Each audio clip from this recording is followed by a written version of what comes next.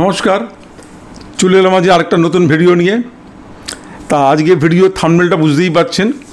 আজকে আমি 2025 সালের জন্য 4টে বেস্ট ইটিএফ নিয়ে আমি আলোচনা করব এবং যে 4টে ইটিএফে আমার নিজেরও এখানে ইনভেস্টমেন্ট আছে, আমি বিনিয়োগ করছি বা অনেক দিন ধরে আমি করে আসছি, সেই 4টে ইটিএফ নিয়ে আমি আজকে আলোচনা করব। আর আমি আগে একটা ভিডিও করেছিলাম, নিশ্চয়ই আপনারা যারা আগের ভিডিওটা দেখেছিলেন তারা দেখেছেন। আর যারা দেখেননি, আমার প্লিজ অনুরোধ আপনার আগের ভিডিওটা অবশ্যই দেখে নেবেন, কারণ দুটো ভিডিও না দেখলে আপনার ইটিএফ সম্বন্ধে আপনার পুরো জানাটা কিন্তু বাকি থেকে যাবে। আগের ভিডিওতে আমি করেছিলাম কি, যে মাত্র 2000 টাকা ইনভেস্ট করে আমরা আমাদের ভারতের সেরা 50টা কোম্পানিতে কী করে ইনভেস্ট করতে পারি, সেটা কীভাবে করতে পারি, সেটা ইটিএফের মাধ্যমে করতে পারি। সেই জন্য ইটিএফটা কী, ইটিএফে কীভাবে আমরা ইনভেস্টমেন্ট করতে পারি, সেই সময় আমি একটা বিশদ ভিডিও আগের ভিডিওতে করেছি, সেটা আপনারা যারা দেখেননি প্লিজ ওটা দেখে নেবেন। তাহলে আজকের ভিডিওতে আমরা আলোচনা করবো কি না, 4টে বেস্ট ইটিএফ নিয়ে, যে ইটিএফগুলোতে আমরা যদি ইনভেস্ট করি আগামী দিনে আমাদের একটা ভালো রিটার্ন আসতে পারে, এই ধরনের 4টে ইটিএফ নিয়ে আমরা আলোচনা করব। তবে সেই মূল আলোচনায় যাওয়ার আগে আমি আজকের মার্কেট সম্বন্ধে কিছুটা বলে নিই। কারণ দেখুন, মার্কেটই তো আমাদের সব। আজকে ইটিএফে ইনভেস্ট করি, আর আমরা মিউচুয়াল ফান্ডে ইনভেস্ট করি, আর আমরা শেয়ার মার্কেটে ইনভেস্ট করি, সব কিছু মূল কিন্তু হচ্ছে আমাদের সেই মহান মার্কেট, অর্থাৎ দ্য গ্রেট মার্কেট সম্বন্ধে যদি আমরা আলোচনা না করি তাহলে কিন্তু কোনো ভিডিওই কিন্তু আমার মনে হয় সম্পূর্ণ হয় না। সেজন্য আজকে একটু মার্কেট নিয়ে আলোচনা করে নিই। আমরা দেখছি যে বেশ কিছুদিন ধরে কিন্তু একটা আমাদের রিলিফ র্যালি চলছে, অর্থাৎ যে ভয়ঙ্কর পতন আমাদের হয়েছিল গত সেপ্টেম্বর মাস থেকে, তারপরে কিন্তু কোনো র্যালি দেয়নি। এটা কিন্তু আমাদের প্রথমেই আমাদের একটা র্যালি দিল, অর্থাৎ প্রায় 22,000-এর নিচে নিফটি পড়ে গিয়েছিল, সেখান থেকে আজকে প্রায় 23,800, অর্থাৎ প্রায় 1800 পয়েন্টের একটা লম্বা র্যালি কিন্তু আজকের খুব অল্প সময়ের মধ্যে কিন্তু একটা ফার্স্ট একটা র্যালি কিন্তু আমাদের মার্কেট দিয়ে দিয়েছে। এবং এখানে আশা করি যারা শেয়ার ধরেছিলেন তার মধ্যে অনেকেই লাভ করেছেন বা অনেকে হয়তো প্রফিট বুকিং করে ফেলেছেন। সুতরাং আজকের আমাদের আগামী দিনে কী হতে পারে, এটা আমার ব্যক্তিগত ধারণা দিয়ে আমি বলছি, এটা সবার সাথে আমার মতামত নাও মিলতে পারে। তখন এই যে রিলিফ র্যালিটা হয়েছে, আমার মনে হয় এখানে আগামী কয়েকটা দিন একটু মার্কেট কনসলিডেট করবে। আর যেভাবেই র্যালিটা হয়েছে, অর্থাৎ যে ফার্স্ট র্যালিটা হয়েছে 1800 পয়েন্ট, কিছুটা প্রফিট বুকিং হবে এবং তার ফলে কিন্তু মার্কেট কিছুটা কারেকশন কিছুটা আগামী দিনে দিতে পারে। এবং কতটা কারেকশান দেবে সেটা আমাদের আগামী দিনে, আগামী 2-3 দিনের পরে বা নেক্সট উইকে আমি একটা ভিডিও করে বলে দেবো যে মার্কেট কতটা পড়তে পারে। তবে এখান থেকে মার্কেটের একটা কারেকশান, কারণ প্রফিট বুকিং হলে মার্কেট কিছুটা পড়বে এবং মার্কেট পড়লে কিছুটা কিন্তু মার্কেটে একটা কারেকশান আসতে পারে। এখন ধরুন, এই যে মার্কেটে কারেকশানটা আসবে, এটা আগামী দিনে আমাদের মার্কেটটা কী হতে পারে সেটা ধরুন, প্রথম যদি আমি বলতে চাই তাহলে আমাদের কিন্তু আমাদের নিজের দেশের জন্য আমাদের যে ইন্টারনাল যে আমাদের কারণগুলো, সেগুলো কিন্তু আমি বলবো মোটামুটি এখন সব পজিটিভে চলে এসছে। অর্থাৎ কি না, আমাদের ইনফ্লেশন আমাদের অনেকটা পড়ে গেছে এবং জিডিপিগুলো আমাদের অলরেডি ডিক্লেয়ার করে দিচ্ছে আগামী দিনে আমাদের জিডিপি গ্রোথটা ভালো হবে। এবং এই কোয়ার্টার, অর্থাৎ যে লাস্ট কোয়ার্টারটা আমাদের কোম্পানির রেজাল্ট বেরোবে, আশা করছি সবাই এই কোম্পানির রেজাল্টও কিন্তু ভালো হবে। এবং আমাদের ডলারের দামটা আমাদের অনেকটা পড়ে গেছে, যে ইন্ডিয়া আইএনআর এবং ডলারের যে ভ্যালুটা, অর্থাৎ সেটা পড়ে গেছে। এবং আমাদের তেলের দামও অনেকটা পড়ে গেছে। অর্থাৎ সব দিকে যেগুলো আমাদের নেগেটিভ ছিল, সেগুলো আস্তে আস্তে পজিটিভ হয়ে যাচ্ছে এবং সেই জন্যই কিন্তু আজকে আমাদের মার্কেটটা র্যালি দিয়েছে। এবং তার চেয়েও বড় কথা হচ্ছে যে আমাদের যে একটা সবচেয়ে বড় কারণ ছিল মার্কেট পড়ার, এফআইআর যে সেলিং, সেটাও কিন্তু আমরা দেখতে পাচ্ছি যে গত 2-3 দিন ধরে এফআইআর কিন্তু বেশ ভালো অ্যামাউন্টে কিন্তু তারা শেয়ার আমাদের মার্কেট থেকে কিনছে। এইবারে যেটা সবচেয়ে বড় ঘটনা আমাদের সামনে আসবে আগামী দিনে, সেটা হচ্ছে কিন্তু 2 এপ্রিল, অর্থাৎ 2 এপ্রিল আমাদের ট্রাম্প সাহেব যে আমাদের রেসিপ্রোকাল যে তারিফটা ডিক্লেয়ার করবে, তার উপর কিন্তু অনেক কিছু নির্ভর করছে। যদি উনি রেসিপ্রোকাল তারিফ ডিক্লেয়ার করার সময় যদি নিয়ে কোনো ছাড় দেয়, বা যদি ইন্ডিয়ার ওপর যদি সেরকম বেশি কোনো রকম তারিফ না লাগায়, তাহলে হয়তো আমাদের মার্কেটটা আবার একটা বেশ ভালো র্যালি দেবে। কিন্তু যদি সেখানে আমাদের আরও বেশি করে তারিফ লাগায়, যারা বলেছে যে ভেনিজুয়েলার থেকে যারা তেল কিনবে উনি 25% তারিফ লাগাবেন, আর ভেনিজুয়েলার থেকে তো ইন্ডিয়া প্রচুর তেল কেনে, জানি না এই 2 এপ্রিল কী হবে। হ্যাঁ, শুধু তার উপরে কিন্তু আমাদের মার্কেটটা কিন্তু আমাদের অনেকটা নির্ভর করছে। আবার সাইড বাই সাইড কী হচ্ছে, যে আমাদের যেহেতু ইনফ্লেশনটা পড়ে গেছে, আমাদের আগামী দিন অর্থাৎ এপ্রিল মাসে কিন্তু আমাদের রিজার্ভ ব্যাঙ্ক কিন্তু একটা রেট কাট করবে, এবং রেট কাট করবে এটা মোটামুটি সবাই ধরে নিয়েছে। হয়তো 0.25 করতে পারে, বা হয়তো একটা বড় রেট কাটও করতে পারে, 0.5ও করতে পারে, 0.50 করতে পারে। সুতরাং এটা সবই আমাদের ভবিষ্যৎ বলবে, কিছু বলা যাচ্ছে না। অর্থাৎ আগামী 2 এপ্রিল কিন্তু আমাদের একটা খুব মানে টাফ ডে বলতে পারেন, বা একটা খুব রিমার্কেবল ডে বলতে পারেন। 2 এপ্রিলের পরে আমাদের মার্কেট কোন দিকে মুভমেন্ট করবে সেটা কিন্তু আমাদের 2 এপ্রিল থেকে আমাদের বোঝা যাবে। যে যদি আমাদের পজিটিভ কিছু হয় অবশ্যই মার্কেট র্যালি দেবে, আর যদি পজিটিভ না হয় তাহলে মার্কেট পড়ে যাবে। এবং এপ্রিল মাসে একটা র্যালি দেওয়ার আরও একটা কারণ হচ্ছে যে আমরা জানি যে আমাদের মার্চ কোয়ার্টারের রেজাল্টগুলো কিন্তু এপ্রিল মাসে বেরোবে। অর্থাৎ মার্চ কোয়ার্টারের রেজাল্ট এপ্রিল মাসে বেরোচ্ছে, রিজার্ভ ব্যাঙ্কের রেট কার্ড এপ্রিল মাসে হবে। আবার পিছন দিকে কী হচ্ছে না, ট্রাম্পের একটা তারিফের একটা মানে হুঙ্কার দেখা যাচ্ছে। সুতরাং আমরা খুব চেয়ে থাকবো আমাদের এপ্রিল মাসে কিন্তু আমাদের মার্কেটে অনেক কিছু আমাদের ঘটে যাবে।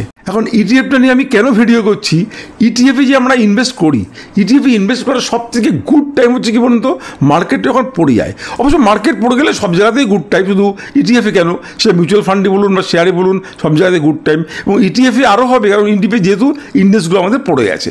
সুতরাং এই সময়টা কিন্তু আমাদের ইটিএফে ইনভেস্টমেন্ট করলে আমরা কিন্তু একটা ভালো একটা প্রফিট পেতে পারি। এবং এটা কিন্তু এটা ইটিএফে আমাদের ইনভেস্ট করা কিন্তু একটা খুব গুড টাইম। যেমন ধরুন আমাদের যদি আমরা ধরি, আমাদের নিফটি কিন্তু প্রায় 16 থেকে 17% পড়ে গেছিলো। যদিও এই কদিনে নিফটি র্যালি দেওয়ার পরে আবার এখন নিফটি 11-12% মতো পড়ে আছে, কিন্তু নিফটি নেক্সট 50 কিন্তু পড়ে আছে প্রায়, এই র্যালি দেওয়ার পরেও কিন্তু পড়ে আছে প্রায় 24%। এবং নিফটি স্মল ক্যাপ পড়ে আছে 23%, এবং মিড ক্যাপ পড়ে আছে আপনার 17%। অর্থাৎ এতগুলো অলরেডি পড়ে আছে।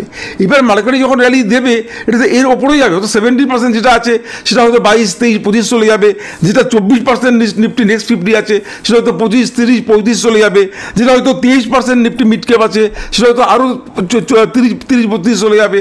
সুতরাং এখান থেকে কিন্তু আমরা একটা ভালো একটা 20 থেকে 25 থেকে 30% আমরা বিভিন্ন মানে নিফটি অনুযায়ী যেগুলো আছে আমাদের, হ্যাঁ, তার অনুযায়ী কিন্তু আমরা কিন্তু একটা ভালো একটা প্রফিট আমরা এক্সপেক্ট করতে পারি। এখন আজকে যে চারটে আজকে আমরা ইটিএফটি আলোচনা করব, আমি বলবো এই 4টে ইটিএফকে আপনারা একটা বাস্কেট করে নিন। অর্থাৎ একটা বাস্কেটের মধ্যে আপনারা, যেমন বাস্কেটের মধ্যে যেমন বিভিন্ন বাস্কেটে আমাদের জিনিসপত্র ছড়ানো থাকে, ওরকম একটা বাস্কেট করে ওখানে ওই 4টে ইটিএফকে নিয়ে আপনারা একটা টোটাল বাস্কেট করুন। অর্থাৎ আপনারা যারা ধরুন স্টক মার্কেটে ইনভেস্ট করেন, ধরুন আপনি 100 টাকা স্টক মার্কেটে ইনভেস্ট করছেন। এবার আপনি করলেন কি, আপনি সেখান থেকে আপনার রিস্ক ক্যাপিটাল অনুযায়ী আপনি যদি স্টক মার্কেটে বেশি ইন্টারেস্টেড হন তাহলে আপনি সেখান থেকে কম করবেন, বা আপনি স্টক মার্কেটে বেশি করবেন, ইটিএফে কম করবেন। আপনি যদি নতুন ইনভেস্টর হন তাহলে আমি বলবো ইটিএফ এবং স্টক মার্কেটে আপনি আধা আধা করতে পারেন, বা আপনি যদি একদমই স্টক মার্কেট করতে না চান তাহলে আপনি ইটিএফ দিয়েও আপনি এখানে আপনার পোর্টফোলিও সাজাতে পারেন। এবং যারা প্রথম স্টক মার্কেটে আসছে আমি বলবো তাদের ইটিএফ দিয়ে একটা শুরু করতে, তাদের বাস্কেট। তাহলে আমরা করবো কি, এই 4টে আমরা ইটিএফ দিয়ে আমরা একটা বাস্কেট শুরু করব। ধরুন আপনি 100 টাকা ইনভেস্ট করছেন, আপনি 20 থেকে 25% বা 30% আপনি করলেন কি ইটিএফে রাখলেন, আর বাকি 70 বা 75% আপনি কি 80% আপনি দিয়ে আপনি স্টক মার্কেটে ইনভেস্ট করলেন। তাহলে হবে কি, মার্কেট যতই পড়ে যাক না কেন আপনার একটা পোর্টফোলিও কিন্তু একটা ব্যালেন্সে থাকবে, এবং আপনার কিন্তু অতটা রিস্কের ব্যাপার নেই। তার কারণ হচ্ছে দেখুন, আজকের শেয়ার মার্কেটে যারা না জানে, বেশি এক্সপিরিয়েন্স নেই, তাদের জন্য কিন্তু আমি বলবো ইটিএফটা খুবই দরকারি। কারণ এমন শেয়ার আছে আপনি হয়তো ইনভেস্ট করলেন, দেখলো শেয়ারটা পড়ে গেল, হয়তো এমন হলো শেয়ারটা উঠতেই পারলো না, কিন্তু ইন্ডেক্সের ক্ষেত্রে সেটা হয় না। আপনার ইন্ডেক্স যতই পড়ে যাক না কেন ইন্ডেক্স কিন্তু আবার উঠবে, এবং উঠবে শুধু না, আগের যে হাই তাকে ভেঙে চলে যাবে, এটা আমাদের ইতিহাস বলছে। অর্থাৎ শেয়ার একটা পার্টিকুলার কোম্পানির শেয়ারে কিন্তু অনেক ধরনের রিস্ক থেকে যায়, তার বিজনেস, তাদের ইনভেস্টরদের ব্যাপার, তাদের প্রফিট কতটা হচ্ছে, কোম্পানি আর্নিং কতটা বাড়ছে, আগামী দিনে কোম্পানি গ্রোথ কতটা হবে, হ্যাঁ, এইসব অনেক কিছু ফ্যাক্টরের উপরে একটা কোম্পানি কিন্তু আমাদের শেয়ারের ওঠানামা নির্ভর করে। কিন্তু ইটিএফে কিন্তু সেটা নয়, ইটিএফ একটা টোটাল বিভিন্ন শেয়ার নিয়ে একটা ইন্ডেক্স তৈরি করা হয়। সুতরাং এইখানে কিন্তু আমি বলছি যে অতটা ভয়ের কিছু নেই। তার জন্য আমরা যদি একটা পার্সেন্টেজ অফ আমাদের যে ক্যাপিটাল আমরা যদি ইটিএফে রেখে দিই তাহলে কিন্তু আমাদের টোটাল পোর্টফোলিওটা কিন্তু অনেকটা সেফ থাকবে, এবং আমাদের অনেকটা লেস রিস্কি হবে। আবার সাইমালটেনিয়াসলি এই কথাটাও না বললে নয়, তখন যারা স্টক মার্কেটে ইন্টারেস্টেড এবং যারা স্টক মার্কেটে ইনভেস্ট করতে চান, এটা তো ঠিক যে স্টক মার্কেটের মতো পয়সা ইটিএফে দেবে না, একদম এটা আমি আপনাদেরকে বলে দিচ্ছি। তার কারণ হচ্ছে স্টক মার্কেটে যারা ইনভেস্ট করে তার মধ্যে অনেকে সুইং ট্রেডিং করেন, অনেকে ইনভেস্টমেন্টও করেন, অনেকে আবার এমনি ট্রেডিংও করেন। অর্থাৎ এই যে একটা র্যালি দিল, এই র্যালি থেকে আপনি প্রফিট বুক করলেন, আবারও তো অনেকে তলায় এলে কিনবে। বিভিন্ন ধরনের ট্রেডিং প্রসিডিউর আছে, বিভিন্ন ধরনের ট্রেডিং স্ট্র্যাটেজি আছে, এক একজনের ট্রেডিং স্ট্র্যাটেজি একই রকম। সুতরাং স্টক মার্কেটে যে প্রফিটটা হবে বা যে ইনকামটা হবে সেটা কিন্তু আপনার সাধারণভাবে ইটিএফে হবে না। কিন্তু ইটিএফটা কি একটা সেফ ইনভেস্টমেন্ট, সেজন্য আমি এটা বলবো, এটা আপনাদের সম্পূর্ণ ব্যক্তিগত ব্যাপার। আপনারা কতটা পোর্শন রাখবেন, কতটা কী করবেন, এটা আপনার রিস্ক অ্যাপের উপর নির্ভর করছে। সুতরাং এই ব্যাপারে আমার ব্যক্তিগতভাবে কোনো সাজেশন দেওয়ার দরকার নেই, এটা সম্পূর্ণ আপনাদের ব্যক্তিগত ব্যাপার। ভিডিওতে এই 4টে ETF বলার আগে একটা কথা বলি, যে আপনাদের যদি আমার এই ভিডিওটা দেখে ভালো লাগে তাহলে অবশ্যই আমার চ্যানেলটাকে সাবস্ক্রাইব করবেন। যারা নতুন এসছেন তারা সাবস্ক্রাইব করবেন, আর একটা লাইক দেবেন, কারণ লাইক এবং সাবস্ক্রাইব করতে গেলেও এটা পুরোপুরি ফ্রি, এর জন্য কোনো রকম পয়সা দিতে হয় না, কিন্তু এটা হয় কি আমার চ্যানেলের পক্ষে সুবিধা হয়। এবং আপনারা যদি বেল আইকনটাকে আপনারা ক্লিক করে রাখেন তাহলে দেখবেন যখনই আমার ভিডিও আসবে আপনারা কিন্তু দেখতে পাবেন। আগামী দিনে আমরা স্টক মার্কেট সম্বন্ধে, স্টক মার্কেটের স্টক নিয়ে বিভিন্ন স্টক নিয়ে আমরা আলোচনা করব, এবং মিউচুয়াল ফান্ড নিয়ে আলোচনা করব, এবং বিভিন্ন ধরনের ইনভেস্টমেন্ট স্ট্র্যাটেজি নিয়েও আমরা আলোচনা করব। সুতরাং আপনারা আমার এই চ্যানেলটাকে সাবস্ক্রাইব করবেন, এবং করবেন কি না, বেল আইকনটাকে ক্লিক করে যদি আপনাদের মনে হয় যে আপনারা উপকৃত হয়েছেন তাহলে আপনাদের বন্ধুবান্ধব বা পরিচিতদের একটা শেয়ার করে দেবেন।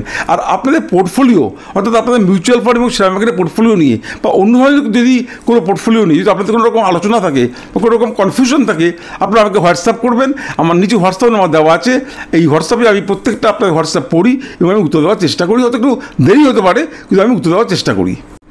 যেটা প্রথম আমি ETF নিয়ে আপনারা আলোচনা করব, আমি প্রথমেই করছি কি না হাই রিস্ক, তারপরে মিডিয়াম রিস্ক, তবে লো রিস্ক। প্রথমে আমি হাই রিস্ক দিয়ে শুরু করছি। তো হাই রিস্ক দিয়ে শুরু করতে গেলে প্রথমেই আমাকে নিশ্চয়ই স্মল ক্যাপে আসতে হবে। আমাদের যে স্মল ক্যাপে ETF সেটা নিয়ে আমি বলছি। তাহলে স্মল ক্যাপে ETF এর মধ্যে দেখুন, আমি কোনো পার্টিকুলার ETFকে আমি সাজেশান করবো না, কারণ এটা করা যায় না। কিন্তু আমি আপনাদেরকে এইটুকু বলতে পারি যে যাদের AUM বেশি, যে কোম্পানিটার, যে ETF কোম্পানির ETFটার AUM বেশি, আমি সেইটাকে আমি নিজেও করি, এবং আমার মনে হয় সেটা করাটা ভালো হবে। তবে এটা সম্পূর্ণ আপনাদের নিজেদের ব্যক্তিগত ব্যাপার, আপনারা যেটাতে ভালো মনে করবেন সেটাই করবেন। তাহলে আমাদের স্মল ক্যাপের মধ্যে কী কী আছে না, প্রথমে হচ্ছে আমাদের HDFC Nifty small cap 250 ETF। এইটা হচ্ছে সব থেকে AUM বেশি, এদের AUM হচ্ছে বর্তমানে 816 কোটি টাকা। তারপরে নেক্সট আসছে কোনটা, Motilal Oswal Nifty small cap ETF। আর 3 নম্বরে আসছে Mirae asset Nifty small cap 250 momentum quality 100 ETF। আর মোমেন্টাম কোয়ালিটি 100 ETF বলতে তারা করছে কি 250-এর মধ্যে 100টা স্মল ক্যাপকে সিলেক্ট করে, যেটা মোমেন্টাম ভালো, যারা ভালো মতো যাদের রান করতে পারে, এরকম মোমেন্টাম কিছু শেয়ারকে নিয়ে তারা করে বলে এই ETFটার নাম হয়েছে 250 মোমেন্টাম কোয়ালিটি 100 ETF। তাহলে আমরা 3টে পেলাম, একটা HDFCর, একটা মতিলাল ওসওয়াল, একটা মিরা অ্যাসেটের পেলাম। এটা হচ্ছে আমাদের স্মল ক্যাপ। নেক্সট আমাদের যেটা হাই রিস্কের মধ্যে থাকছে সেটা হচ্ছে আমাদের মিড ক্যাপ। অর্থাৎ আমাদের দেখুন, আমাদের বর্তমানে শেয়ার মার্কেটে 5595টা কোম্পানি কিন্তু লিস্টেড আছে। তার মধ্যে নিফটিতে হচ্ছে মাত্র 50টা, নেক্সট 50তে হচ্ছে আর 50টা, আর 150টা হচ্ছে মিড ক্যাপে, আর 250টা হচ্ছে স্মল ক্যাপে। তাহলে আমরা 250টার জন্য আমি একবার বলে দিয়েছি। এবার আমরা আছে মিড ক্যাপ।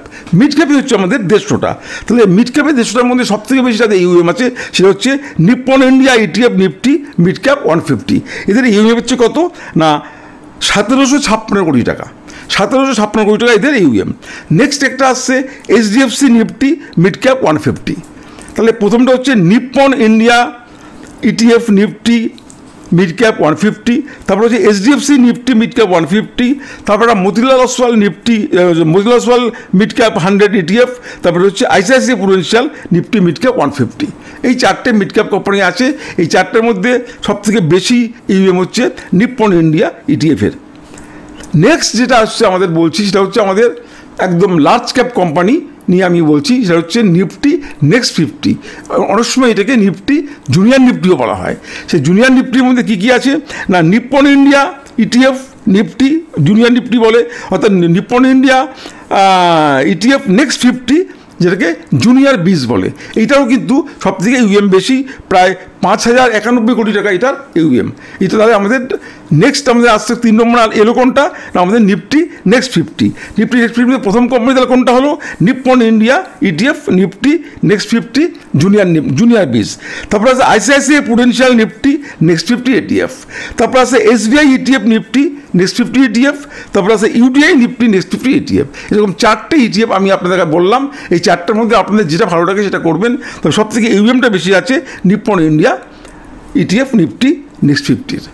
নেক্সট আসছে আমাদের, যেটা আমি গতবারের ভিডিওতে কিছু আলোচনা করেছিলাম, যে আমাদের নিফটি 50 ETFটা, এবং সব থেকে এটা বেশি পপুলার, এবং এইটা প্রত্যেকের পোর্টফোলিওতে একটা করে থাকা উচিত বলে আমি মনে করি, আমার নিজেরও আছে। হ্যাঁ, এটা হচ্ছে Nippon India ETF Nifty 50 piece, অর্থাৎ এইটার AUM শুনলে আপনারা অবাক হয়ে যাবেন, 38,902 কোটি টাকা, 38,902 crores এটার AUM Nippon India ETF Nifty 50 পিসের। আরেকটা হচ্ছে SBI ETF আছে নিফটি 50, আর হচ্ছে ICICI প্রুডেন্সিয়ালও একটা নিফটি 50 আছে। তাহলে এই হচ্ছে আপনাদের মোটামুটি চারটে বললাম। একটা হচ্ছে হাই রিস্কের জন্য, সেটা হচ্ছে স্মল ক্যাপ এবং মিড ক্যাপ। একটা মিডিয়াম রিস্কের জন্য, সেটা হচ্ছে আমাদের নিফটি নেক্সট 50। আর একটা লো রিস্কের জন্য, সেটা হচ্ছে আমাদের নিফটি 50। তবে আমি বলবো যে এগুলো যদিও রিস্কের কথা বলেছে, রিস্ক একটা থাকবেই, কারণ মার্কেট যখন পড়ে যাবে তখন এগুলো কিন্তু সবাই পড়বে। সুতরাং এগুলো কিন্তু এগুলো একটা যেহেতু ইন্ডেক্সকে এটা ডিনোট করছে, সেগুলো কিন্তু এখান থেকে আমাদের সেই দিক দিয়ে আমাদের রিস্কটা অনেকটা কম, কারণ মার্কেট উঠলে আবার এটা উঠে যাবে, মার্কেট পড়লে তো পড়বেই, কিন্তু মার্কেট উঠলে কিন্তু ডেফিনেটলি উঠে যাবে, ঠিক আমাদের মিউচুয়াল ফান্ডের মতো। তো আজ করে আমি আপনাদের ব্যাপারটা বোঝাতে পেরেছি। যদি আপনাদের ভিডিওটা দেখে কোনো রকম কিছু মনে হয় বা কোনো সন্দেহ থাকে, তো প্লিজ আমাকে কমেন্ট করে জানাবেন। আর কী ধরনের ভিডিও আপনারা চান বা কোন ধরনের ভিডিও আপনারা প্রয়োজন মনে করেছেন, আমাকে নিচে কমেন্ট করবেন, আমি সেটা উত্তর দেবো। তাহলে আজকে বিশেষ ভিডিও বাড়াবো না, আজ এখানে শেষ করছি। আপনারা সুস্থ থাকবেন, ভালো থাকবেন। নমস্কার, জয় হিন্দ, জয় ভারত।